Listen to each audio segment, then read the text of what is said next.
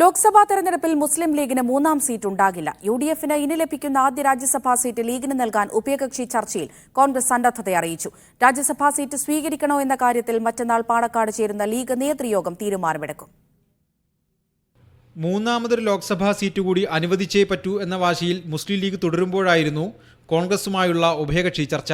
ഹൈക്കമാൻഡുമായുള്ള കൂടിയാലോചനയ്ക്ക് ശേഷമാണ് കെ സുധാകരനും രമേശ് ചെന്നിത്തലയും അടക്കമുള്ള കോൺഗ്രസ് നേതാക്കൾ ചർച്ചയ്ക്കെത്തിയത്. കോൺഗ്രസിന്റെ സിറ്റിംഗ് സീറ്റുകളൊന്നും അനുവദിക്കാനാകില്ലെന്ന് ചർച്ചയിൽ കെ സുധാകരൻ ലീഗ് നേതാക്കളെ അറിയിച്ചു. മൂന്നാം സീറ്റിനുള്ള ലീഗിന്റെ അവകാശം അംഗീകരിക്കുന്നതിനാൽ അടുത്ത ജൂണിൽ ഒഴിവുവരുന്ന രാജ്യസഭാ സീറ്റ് നൽകാൻ തയ്യാറാണ്. ഒപ്പം ലീഗിന് 2 രാജ്യസഭാ സീറ്റുകൾ സ്ഥിരമായി അനുവദിക്കാനും കോൺഗ്രസ് സന്നദ്ധത അറിയിച്ചു. രാജ്യസഭാ സീറ്റ് കിട്ടിയാൽ അവർ എടുക്കുമെങ്കിൽ അവർക്കത് കൊടുക്കാം. അത് അവർ ഓക്കെ പറഞ്ഞില്ല. അതും അവർ തങ്ങളുമായി സംസാരിച്ചതിന് ശേഷമേ അവർ ഞങ്ങൾക്ക് മറുപടി പറയുള്ളൂ. അങ്ങനെ വരുവാണെങ്കിൽ ഞങ്ങൾ ഓൾ ഇന്ത്യ കമ്മിറ്റിയുടെ പെർമിഷനോടുകൂടി വി വിൽ കൺസിഡർ ദാറ്റ്. കോൺഗ്രസിന്റെ നിർദ്ദേശം തത്വത്തിൽ അംഗീകരിച്ച മുസ്ലിം ലീഗ് പാർട്ടിയിൽ ചർച്ച നടത്തിയ ശേഷം നിലപാട് പറയാമെന്ന് അറിയിച്ചു. നല്ല തൃപ്തികരമായ ഒരു ചർച്ച ആയിരുന്നു. സയ്യിദ് സാദിഖ് അലി ശിഹാബ് തങ്ങൾ സ്ഥലത്തില്ല. അദ്ദേഹം നാളെ എത്തും.